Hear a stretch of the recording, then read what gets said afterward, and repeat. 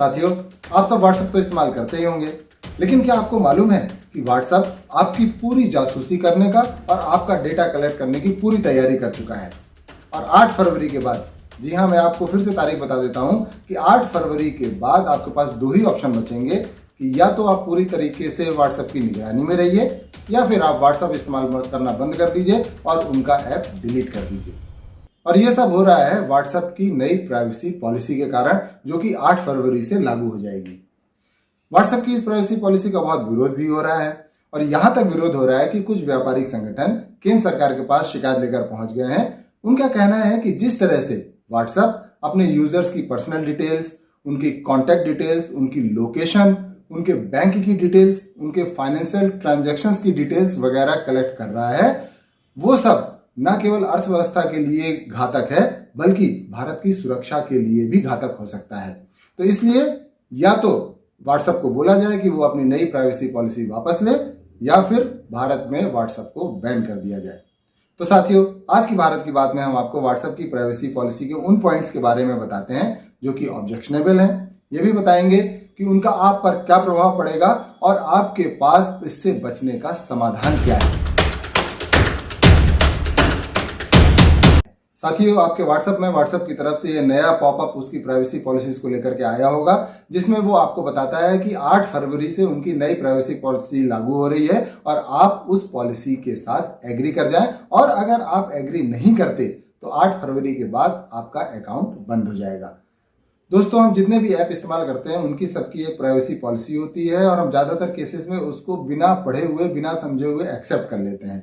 Practically हमारे लिए इतनी लंबी प्राइवेसी पॉलिसी पढ़ना संभव ही नहीं होता है। और दूसरी चीज ये भी होती है कि ये प्राइवेसी पॉलिसीज बड़े बड़े वकील मिलकर के बनाते हैं जो कि हमको समझ में नहीं आती, इसलिए हम उसको सिंपली एक्सेप्ट कर लेते हैं और उसमें कोई बड़ी बुराई भी नहीं है।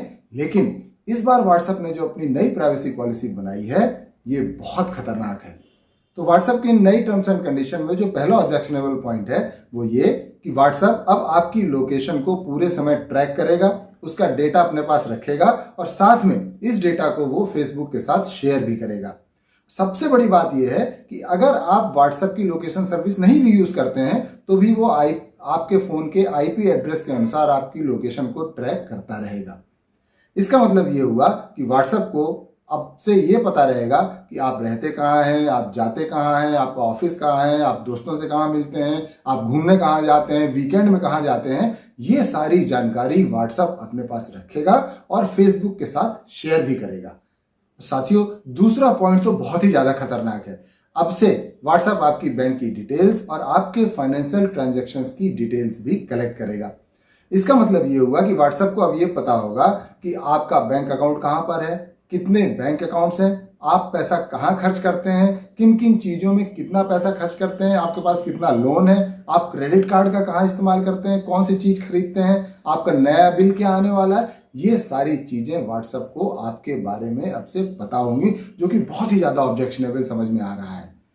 व्हाट्सएप की पेमेंट सर्विसेज भी चालू हो गई हैं, तो आप समझ सकते हैं कि अपने इस से व्हाट्सएप आपकी आर्थिक स्थिति का पूरा लेखा जोखा अपने पास रखेगा और फेसबुक के साथ शेयर भी करेगा।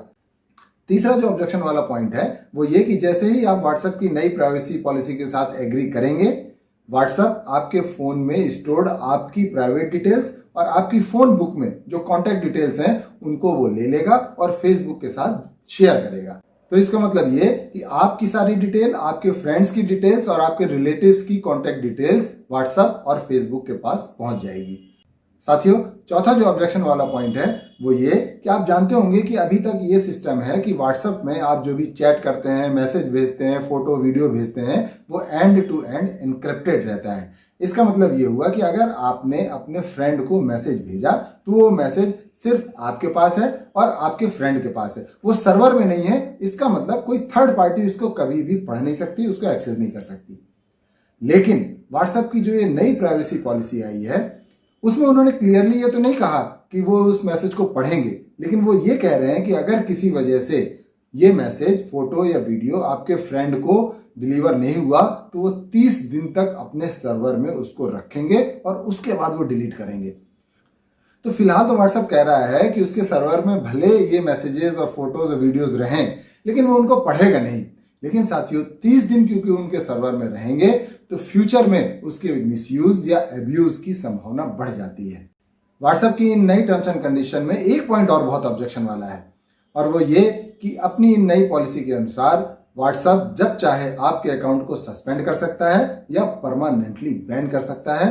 साथियों ये बहुत ही गंभीर मुद्दा है। आप जानते ही हैं कि भारत में 20 से 25 करोड़ लोग ऐसे हैं जो कि व्हाट्सएप का इस्तेमाल करते हैं, और भारत में ये कम्युनिकेशन का एक मेन जरिया बन गया है। तो व्हाट्सएप अगर चाहे तो वो आपका पूरा का पूरा कम्युनिकेशन ब्लॉक कर सकता है, और ये कोई असंभव बात नहीं है। आपने फिलहाल रिसेंटली देखा होगा कि किस तरीके से अमेरिका के राष्ट्रपति ट्रंप का Twitter account, Facebook account, Instagram account वगैरह बैन कर दिए गए और उनका पूरा का पूरा कम्युनिकेशन सिस्टम ब्लॉक कर दिया गया। तो जब अमेरिका के राष्ट्रपति इतने शक्तिशाली आदमी के साथ ये लोग ऐसा कर सकते हैं तो आपके साथ क्यों नहीं कर सकते? तो आखिरकार व्हाट्सएप ये सब करना क्यों चाहता है? तो उसकी वजह यह है कि आप जानते ही होंगे कि फेसबुक और व्हाट्सएप एक ही कंपनी के प्रोडक्ट हैं।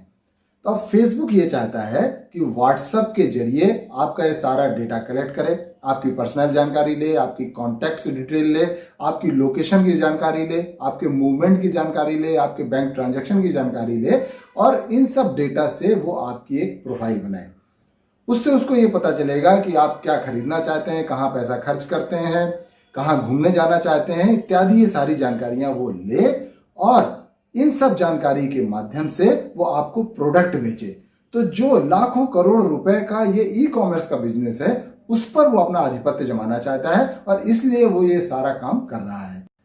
ये सब करने के चक्कर में फेसबुक और व्हाट्सएप मिलकर आपकी सारी जानकारी, आपका सारा डेटा पब्लिक डोमेन में डाल देना चाहते हैं, जो कि फ्यूचर में आपके लिए बहुत खतरनाक हो सकता है।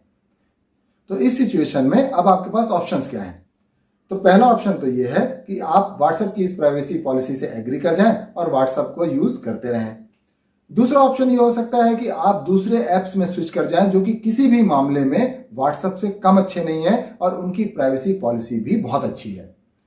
व्यक्तिगत तौर पे तो मैं किसी मेड इन इंडिया ऐप या ऐसे ऐप के पास जाना चाहता था जिसको किसी भारतीय ने डेवलप किया हो, लेकिन दुर्भाग्यवश ऐसा कोई ऐप मुझे प्ले स्टोर में मिला नहीं। लेकिन दो ऐप, एक सिग्नल ऐप और एक टेलीग्राम ऐप, ये दोनों बड़े अच्छे ऐप हैं और इनकी प्राइवेसी पॉलिसीज, इनकी जो कंपनी की पॉलिसीज हैं, ये भी बहुत अच्छी हैं। तो जरा एक नज़र इनके फीचर्स पर हम लोग डाल लेते हैं। तो जैसा कि आप देख सकते हैं कि व्हाट्सएप, टेलीग्राम और सिग्नल के इस कंपैरिजन में कि मैसेजिंग हो, वीडियो कॉलिंग हो, वॉइस कॉलिंग हो, फोटो वीडियो शेयर करना हो, ये व्हाट्सएप, टेलीग्राम और सिग्नल तीनों में ही अवेलेबल है। लेकिन एंड टू एंड एन्क्रिप्शन सबसे अच्छा सिग्नल का है, उसके बाद टेलीग्राम का, और लास्ट में सबसे खराब end to end encryption WhatsApp का है। अपने यूजर्स की बेसिक इंफॉर्मेशन तीनों ही ऐप कलेक्ट करते हैं, और लोकेशन इन्फो सिर्फ व्हाट्सएप कलेक्ट कर रहा है, टेलीग्राम भी कलेक्ट नहीं करता और सिग्नल भी कलेक्ट नहीं करता। कलेक्टिंग डिवाइस इन्फो ये भी सिर्फ व्हाट्सएप कलेक्ट कर रहा है, टेलीग्राम और सिग्नल बिल्कुल भी कलेक्ट नहीं करते। और फाइनेंशियल ट्रांजैक्शन या बैंक अकाउंट की डिटेल्स सिग्नल और टेलीग्राम को तो उससे कुछ लेना देना भी नहीं है, ये केवल व्हाट्सएप कलेक्ट कर रहा है। तो साथियों, आपके पास बड़ा आसान सा रास्ता है कि आप व्हाट्सएप को डिलीट कर दीजिए, उससे दूर हट जाइए, प्ले स्टोर में जाइए, टेलीग्राम या सिग्नल ऐप डाउनलोड कर लीजिए और उसको अपने दोस्तों के साथ शेयर करके इस्तेमाल करना चालू कर दीजिए। सिग्नल ऐप के बारे में मैं आपको बता दूं कि दुनिया के सबसे अमीर आदमी इलॉन मस्क ने इसको रिकमेंड किया और कहा है कि इसकी प्राइवेसी पॉलिसीज, डेटा एन्क्रिप्शन वगैरह वर्ल्ड में बेस्ट है। तो दोस्तों, आशा करते हैं आपको इस मुद्दे पर अच्छी जानकारी मिली होगी, और अभी आपकी चॉइस है कि आप व्हाट्सएप के साथ कंटिन्यू करना चाहते हैं या फिर टेलीग्राम, सिग्नल जैसे किसी ऐप पर स्विच करना चाहते हैं। आप हमारे चैनल को सब्सक्राइब करना बिल्कुल भी ना भूलें, हम आपके पास ऐसी जानकारियां लेकर आते रहेंगे।